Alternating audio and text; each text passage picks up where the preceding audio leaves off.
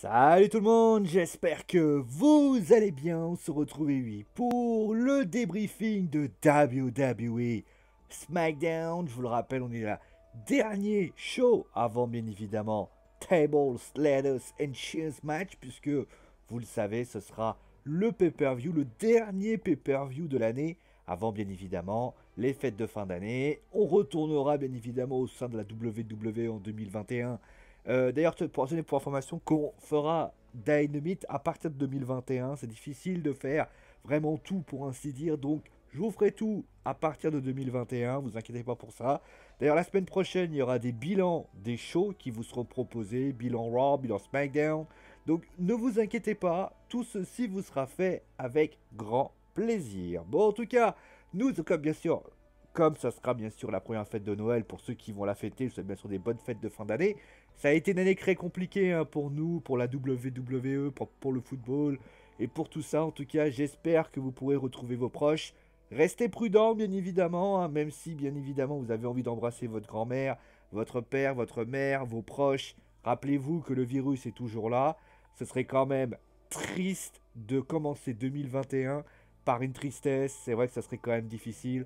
En tout cas, moi, je souhaite bien sûr des bonnes fêtes de fin d'année. Bon, allez, on va passer maintenant au sujet, avec bien évidemment le show de SmackDown. Le show de SmackDown, qui donc, eh bien, a proposé son lot, eh bien, finalement, de d'inventivité et finalement confirme, alors que le show était sur FS1, hein, pour information, le show a confirmé que SmackDown était le A-show de la WWE.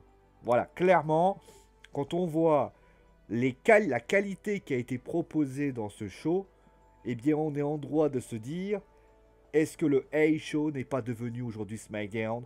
Et Raw, qui a fait des audiences catastrophiques cette semaine, eh bien au final, on est en droit de se demander que peut-être que ce qui se passe aujourd'hui, c'est que Raw patine avec des storylines qui ne tiennent pas la route, que c'est compliqué pour eux, alors que du côté eh bien, de SmackDown, tout est bien ficelé, tout est bien amené, et forcément, on ne peut être que ravi par rapport à ça. Alors, qu'est-ce qui s'est passé durant ce show?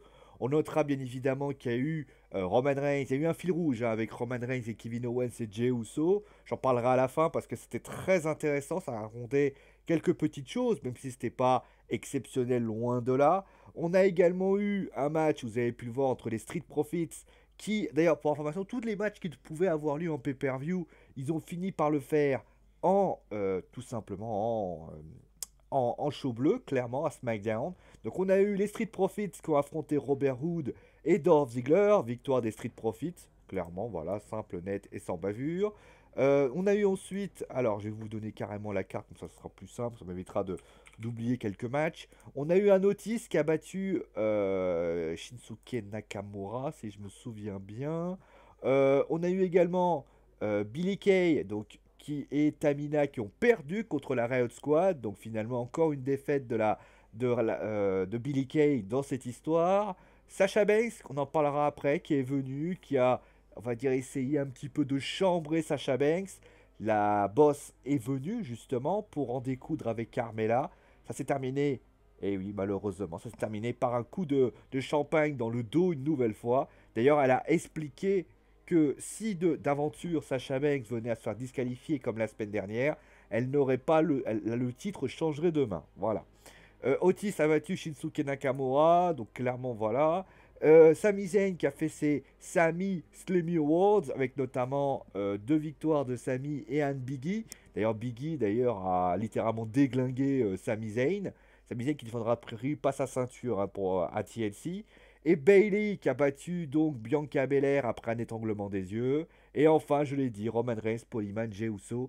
C'était le fil rouge de la soirée puisque Jey Uso eh bien, a été mandaté par Roman Reigns pour détruire Kevin Owens. Il a commencé donc en début Alors, il y a eu un petit jeu d'esprit hein, concrètement en fin d'émission. Mais voilà, on va dire qu'on en parlera après. On va commencer tout de suite avec les Street Profits qui a donc affronté Robert Hood et Dolph Ziggler. C'était un match sympathique. Voilà, c'était un match sympathique. C'était un match qui était assez agréable à regarder, clairement. C'était bien d'avoir un match de championnat. C'est vrai que c'était cool. Moi, franchement, j'ai plutôt apprécié ce match. clairement, moi j'ai trouvé que Robert Hood et Dolph Ziggler ont fait une prestation intéressante. Pour ce qui s'agit de Street Profits, ils ont été égal à lui, mais à eux-mêmes. Après, on aime ou on n'aime pas. En tout cas, ce qui est sûr, c'est que, que Montez Ford et Angelo Dawkins sont encore champions par équipe. D'ailleurs, au niveau des équipes, on peut se demander ce que veulent faire la WWE avec Billy Kay et pour ainsi dire qu'ils alternent les équipes. Est-ce que concrètement ça signifie qu'on veut faire un retour des Iconics et concrètement on est en train de les faire revenir au fur et à mesure? On teste Tamina, on teste Natalia. Est-ce que ça veut dire aussi qu'il y a une autre superstar mystère ou une superstar de NXT lutteuse qui va vouloir venir? C'est une grande question. En tout cas, la Riot Squad a encore gagné et une victoire très facile concrètement. C'est vrai que c'est encore un petit peu le mystère autour de Billy Kay, dont on ne sait pas vraiment ce qu'il en retourne. Ensuite, on a eu donc, comme je vous l'ai dit, Carmella. Carmella qui a fait un très très bon speech. D'ailleurs, je tenais à le dire. Moi qui trouve cette storyline assez plate, je l'ai trouvée assez plate parce que clairement, je l'ai encore dit la semaine dernière, il n'y avait pas besoin de mettre de match de championnat pour le titre féminin de WWE la semaine dernière, à part vouloir faire du teasing, et je suis même pas certain que ça a réellement marché. Mais là, cette semaine, il y a eu un intérêt particulier dans le sens où j'ai trouvé que Carmella a fait un speech extrêmement intéressant. D'ailleurs, on va dire sa gimmick, j'en ai retiré grandi. Je l'ai trouvé d'ailleurs même dans son regard, dans sa manière d'être. J'ai trouvé que c'était excellent. Voilà, j'ai trouvé que c'était excellent. Alors après, il y en a qui diront sans doute que oui, c'est du radotage. Mais on va dire que du côté de la WWE, faut pas oublier que cette rivalité, d'ailleurs, le règne de Sacha aujourd'hui, si on doit faire un premier bilan de son règne, bah, il manque de... Comment je vais dire? Il manque un peu de consistance concrètement. Je veux dire, c'est Carmella qui domine le match à tort et en long, en large et en travers. Sacha passe plus son temps à se prendre des patates de bouteilles de champagne dans la tronche. Ça manque de consistance. Et d'ailleurs, j'ai le sentiment... Alors, on a même le sentiment qu'ils essaient de faire du Kevin Owens avec Sasha Banks. Enfin, tout est un peu brouillon, concrètement. Et ça, c'est vrai que c'est quelque chose qui me déçoit un peu. Après, Carmella a relevé le niveau, parce que Carmella, je l'ai trouvée excellente dans son mix skill, dans sa manière de parler. On parle souvent de Lana, d'ailleurs Lana qui a priori, d'ailleurs je ne l'ai pas dit, hein, Lana devrait a priori se diriger vers une absence de quelques semaines. Et concrètement, ça devrait être une autre lutteuse qui devrait être en équipe avec Asuka. On parle de Charlotte. Je sais pas, a priori, on n'a pas encore trop d'informations. Mais en tout cas, ce qui est certain, c'est que cette idée voilà, de balancer. Alors, on peut imaginer Becky Lynch aussi. Hein. Clairement, ça serait la surprise de l'année. Hein. Mais concrètement, Carmella, qui a vraiment fait un super speech. Et ça, il faut quand même le dire. Et pour ce qui s'agit de Sacha, Sacha, c'est du Sacha, quoi. Ça reste trop classique. Il y a tellement de choses à faire avec son personnage que tu as l'impression que quand elle veut trop en faire, qu'elle essaie de faire un petit peu, voilà, ça fait du Bianca Belair, donc il faut faire attention à Bianca. Faut pas qu'elle aille dans le terrain de Bianca. Au final, elle a l'air bien bridée. C'est pas vraiment ce qu'elle doit faire.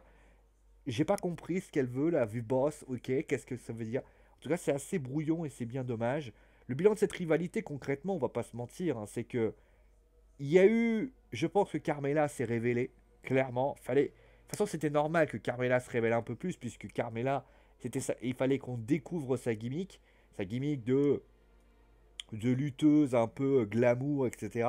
Mais il faut quand même le reconnaître, ça, elle le fait bien, mais c'est vrai que Sacha, bah, par rapport à elle, bah, m'en fait un peu plante verte par rapport à ça. Voilà. Donc ensuite, on a eu ah oui, Otis qui donc a battu Shinsuke Nakamura. Bon, match assez anecdotique, puisque Otis a gagné. Je l'ai pas trouvé plus intéressant que ça. Voilà, je l'ai pas trouvé plus intéressant que ça. Ça reste, voilà, ça reste un match. Ils sont en train de construire quelque chose avec Otis pour voir avec le temps comment ça se passe. Et enfin, bah, on va continuer avec bah ça, si vous voulez.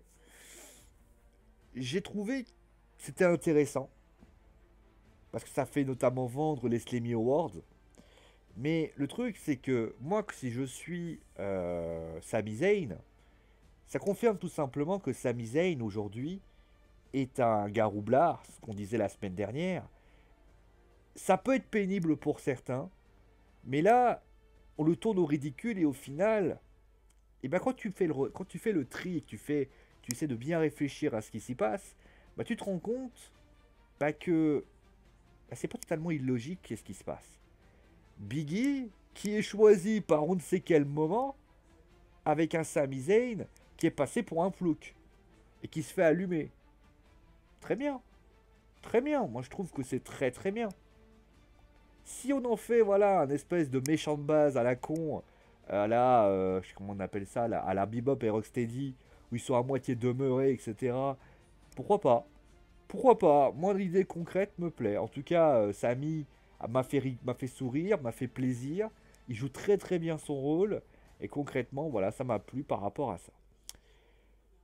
Pour le match entre Bianca Belair et Bayley, alors, je pense que beaucoup ont été surpris de la victoire de Bayley contre Bianca. Alors, c'est une victoire quand même en trompe-l'œil, parce que c'est quand même, il y a eu une petite étranglement des yeux de Bayley sur Bianca.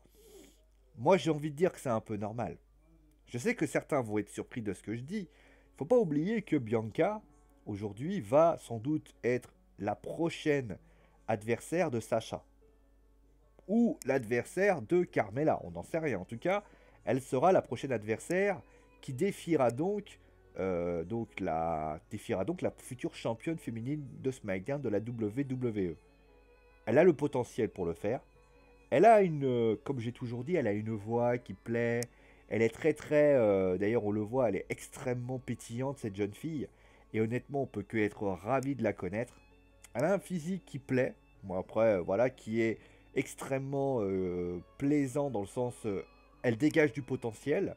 Elle sait jouer dans tous les rôles, donc je veux dire, elle sait, elle a du half-fly en elle. Elle sait aussi, elle a une puissance physique en elle. Elle a une technicité en elle. C'est très intéressant. Et le truc, c'est que ce serait quand même. Et donc, elle va avoir. Le truc, c'est que si Bayley avait perdu, ça voudrait dire que Bayley aurait donc. Concrètement, Bianca est déjà prête.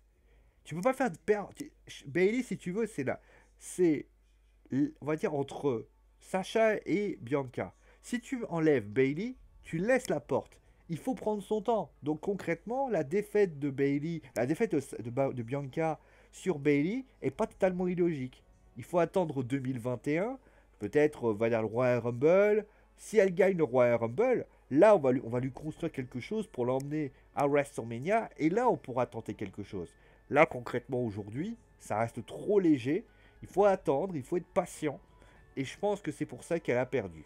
Après la défaite est pas totalement, on va dire, dégueulasse, dans le sens où Bianca perd par une intervention. Ensuite, on va revenir sur aussi, finalement, un point que j'ai essayé d'analyser, etc. Quand on regarde la carrière de Bianca à la WWE, beaucoup de monde aime Bianca. Parce que c'est une fille qui, on va dire, quand tu la regardes, t'as envie de lui faire un câlin parce qu'elle est mimi comme tout. Mais plus important que de lui faire un câlin, t'as envie de te dire, putain, cette meuf, elle a un potentiel de ouf. Et je le vois, elle a un potentiel de ouf, cette fille. Mais quand tu fais un peu de retrait et que tu essaies d'un petit peu de te retirer un peu, parce que certains, c'est toujours pareil, hein, y a deux types de fans. Il y a le fan qui, pour ainsi dire, va être blanc ou noir. C'est-à-dire, je l'aime pas. Il y a même ceux d'ailleurs qui disent, je ne l'aime pas en fonction des conditions. Oh, il est méchant parce que Roman Reigns, parce que maintenant, il s'en prend aux gens. Bouh. Ah, j'aime bien Roman Reigns parce que tu vois, il est courageux. Storyline, booking. Ah, vous savez pas ce que c'est? Bah, allez consulter. Bon, plus sérieusement. Bianca, quand tu fais le tri, elle a encore besoin d'apprendre. Moi, si d'aujourd'hui, Bianca devait être championne, moi, je peux vous garantir que le règne serait sympa, hein, mais le règne serait merdique. Parce que il lui manque quelque chose. Il lui manque, déjà, pour moi, elle a eu le segment référence, avec notamment Charlotte et Rhea. Elle était là. Mais elle était là qu'en termes de troisième homme. Troisième femme, bon, enfin, homme avec un grand H. Mais elle n'était pas là en tant que protagoniste principal. Donc concrètement, il lui manque ce moment référence. Elle a des matchs références, c'est pour ça aussi. Tu prenais par exemple le Royal Rumble de l'année dernière, c'est une référence. Tu prends le match, le War Games de l'année dernière, c'est une référence. Tu prends notamment, par exemple, tout ce qu'elle a fait à NXT, il y a des références. Mais, depuis qu'elle est à Raw et à SmackDown, donc dans les shows principaux, on attend toujours la référence. Et je parle pas d'affronter, de gagner quelque chose, c'est d'avoir un match où tu te dis, putain, cette meuf, elle a du potentiel. Vous êtes capable de me sortir un match de Sacha, un match de Charlotte, un match de Becky, un match de Alexa, un match de Intel, mais vous n'êtes pas capable de me sortir un match de Bianca dans les rosters principaux. Et c'est ce qui lui manque. S'il lui manque ça, elle ne pourra pas. Donc, je ne pense pas qu'elle puisse le faire. De plus, beaucoup de monde apprécie Bianca parce elle est d'une fraîcheur extraordinaire. Mais rappelons quand même qu'elle vient dans les rosters principaux sans une ceinture. Elle n'a remporté aucune ceinture à NXT. Les gens ont tendance à l'oublier parce que les gens ont tendance à se dire ah ouais, mais Bianca, elle est impressionnante. Oui, mais Bianca n'a jamais remporté de ceinture au sein de la WWE. Donc attention à ce que la ceinture ne soit pas trop grande. Après, il y a l'exemple inverse. Shayna avait une ceinture, notamment une ceinture féminine de NXT. On voit ce qu'elle est devenue aujourd'hui. Même si, on va dire que quand on fait le tri pour 2020, finalement, elle n'a pas non plus perdu. Challengeuse numéro 1 du titre à Becky. Finalement, elle obtient un match. Elle obtient les ceintures par équipe de, NXT, de la WWE féminine. C'est bien. Mais, concrètement, il faut de la référence. Et tant qu'elle n'aura pas ces références, elle ne pourra pas s'en sortir. Voilà.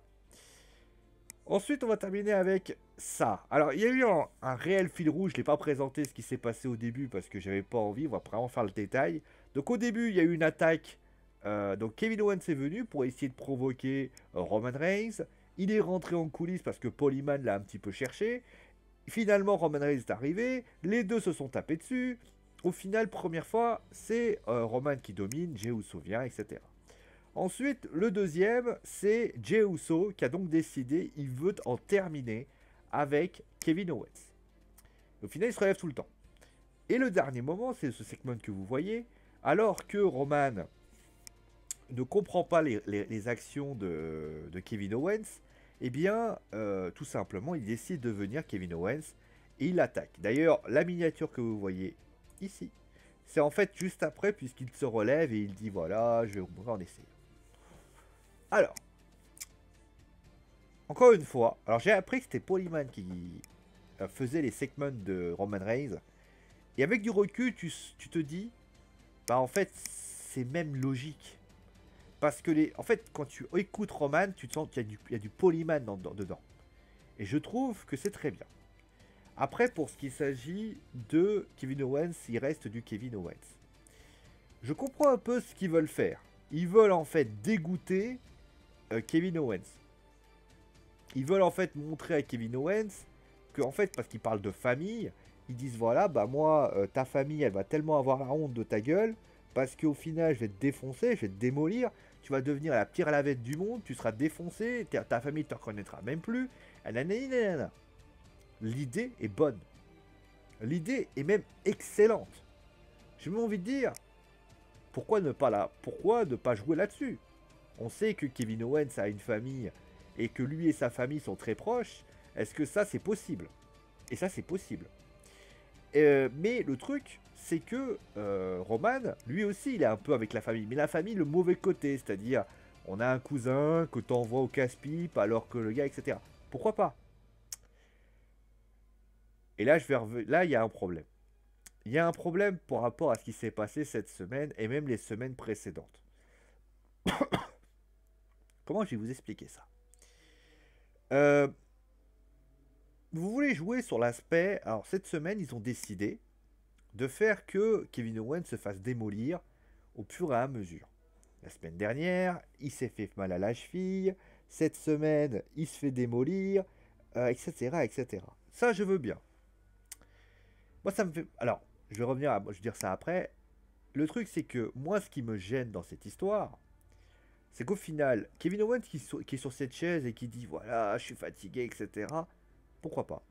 Pourquoi pas? Je veux dire, l'idée est bonne, mais elle est même excellente.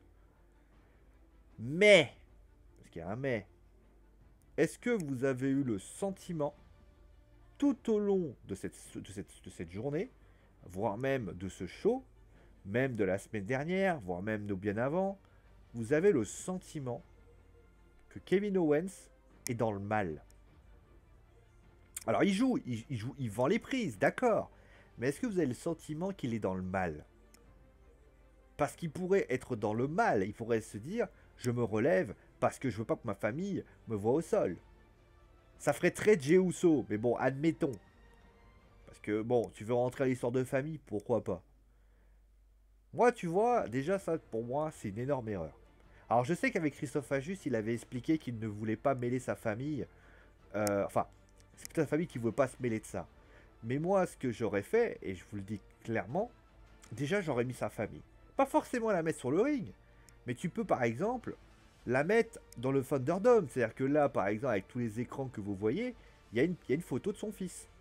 On sait que son fils est un fan de lutte professionnelle, il adore John Cena. Pourquoi pas? L'idée est excellente. Ensuite, la deuxième chose que j'ai envie de dire par rapport à ce que je vois, c'est les offensives. Les offensives de Brock Lesnar, vous vous souvenez, quand il attaque Seth Rollins et qu'il le défonce, on est bien d'accord que c'est tellement violent qu'au final tu te dis, putain, le mec il va crever. On est bien d'accord. Pourquoi on n'utilise pas l'hôpital, la civière? Pourquoi on n'utilise pas la civière? La civière avec Kevin Owens dessus, qui est poussé, qui est balancé dans tous les sens, ça aurait déjà été plus impactant. Parce que ça voudrait dire que Kevin Owens est dans un état tel qu'il vient que par la force de son courage. Et là, il se serait relevé aujourd'hui. On se serait dit, putain, le mec, il se relève et tout. Parce que la vérité, pourquoi il se relève? Il se relève parce qu'il veut pas que sa famille le voit comme ça. Mais le truc, c'est que, en fait, le but, on va dire, de ce qui se passe, c'est de nous faire croire. Parce que nous, on ne croit pas à la victoire de Kevin Owens. On ne croit pas parce que... Alors, sauf si vous êtes fan de... Vous ne regardez pas vous n'êtes pas des fans, on va dire, qui veulent regarder, qui font le cerveau et qui regardent juste, qui disent j'aime bien Kevin Owens, et puis voilà, et Roman il est méchant. Mais si vous êtes fan de Kevin Owens, si vous regardez le match et vous savez ce qui va se passer, eh bien, tout ce qui va se passer ici, donc je regarde cette image, Kevin Owens, il doit être dans un état déplorable. Donc il doit nous, en fait, ça doit nous suggérer de dire, le mec, alors soit tu vas dire, le mec pourra pas gagner, ou alors le mec va gagner, mais en tout cas tu dois donner l'impression de se dire, on va faire la shonen.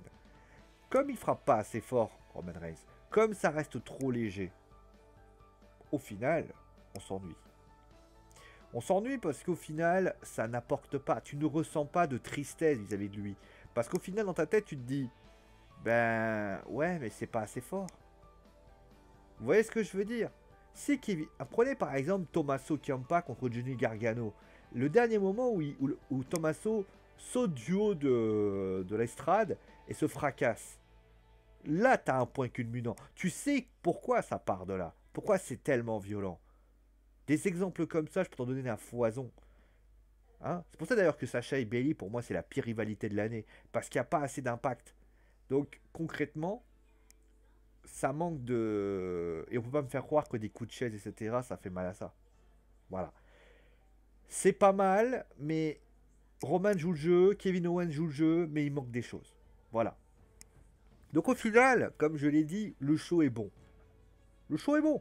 Je veux dire, tu peux pas dire que le show est mauvais, parce que le show, on va dire, il y a les ingrédients qu'il faut. Tu passes un bon moment devant ce show. Les segments se tiennent la route, même le segment de Sacha et Carmella. Carmella est là, heureusement, et elle porte le truc. Le segment de Kevin Owens avec le fil rouge est excellent. Voilà, c'est bête. Parce que malgré le fait, c'est très bien. Les deux matchs, enfin les trois, le Sami Zayn, le Sami et Slammy War, c'est plutôt intéressant. Le match d'Otis, pour moi, est anecdotique, mais c'est aussi pour construire des choses. Bianca Bayley, c'était très bien. Et les Street Profits contre Robert Hood et Dolph Ziggler, c'était sympathique. Voilà, ça aurait pu être mieux, mais c'était sympathique. Donc au final, ça crée un bon show. Et au final, bah finalement, alors, est-ce que NXT bat SmackDown? Bien sûr. Bien sûr, parce que SmackDown, euh, je pense que quand on fait le tri, NXT, le duel entre Pete Dunne et Kyle O'Reilly est bien meilleur. Quand tu vois SmackDown, tu vois notamment le match entre Rhea Ripley et Tony Storm. C'est de l'excellence. C'est de l'excellence. Le tag team avec Leon Ruff, même si le botch est pas mal, est très très bon. Karen Cross, qui a fait son retour, c'est très bien. Au final, ça fait des belles choses. Mais voilà. Où est-ce qu'il en est? Après, du côté de Raw pour moi, ça n'est pas supérieur, c'est même largement inférieur. C'est c'est d'un ennui abyssal. Un ennui abyssal parce que t'es pas du tout hypé par rapport à ça. Et alors je regardais juste les audiences pour voir si on n'a pas les audiences. Est-ce que j'ai les audiences? Ah les bah tiens. C'est quand tu vois les audiences qui chutent avec notamment 527 000 quand même. Ce qui est, attention, très très décevant. Bah, j'ai envie de dire, tu peux me faire croire. Alors après, la WWE a dit qu'ils avaient compris ils avaient compris le message et qu'ils voulaient changer ça. Moi, je suis pas convaincu qu'ils ont compris ça. En fait, ils ont compris ce qu'ils ont envie de comprendre. Si les audiences, parce que les audiences, elles sont pas basses depuis une semaine, elles sont basses depuis des mois. Et c'est pas qu'une histoire. Avant, on pouvait justifier ça par l'absence de public, et forcément, ça manquait d'ambiance, etc., etc. Moi, je serais d'accord sur cette hypothèse si ça avait un impact sur toutes les, je veux dire, sur le produit catch en lui-même. Sauf que, alors j'arrive pas à trouver les audiences, c'est vraiment dommage, ce que je cherche depuis tout à l'heure. Je vais vous donner, voilà, vous avez, je vais essayer de vous trouver les audiences de, pas de cette semaine, mais en général. Est-ce que je peux vous trouver ça? Alors, ceux qui avaient prévu Belinda, on s'en bat les couilles. L'audience d'Impact rechute. Bon, ok, Aslemio, ah voilà, ça y est, j'ai trouvé. Donc, ça a fait 1 million. Ah bah non, c'est pas bon. Bon, attendez. Est-ce que je pourrais pas avoir. D'habitude, ils le font. Non, ça c'est les previews. Je suis à vous tout de suite. Hein. Je suis en train de chercher quelque chose. Dès que je vous trouve le truc, je vous le dis.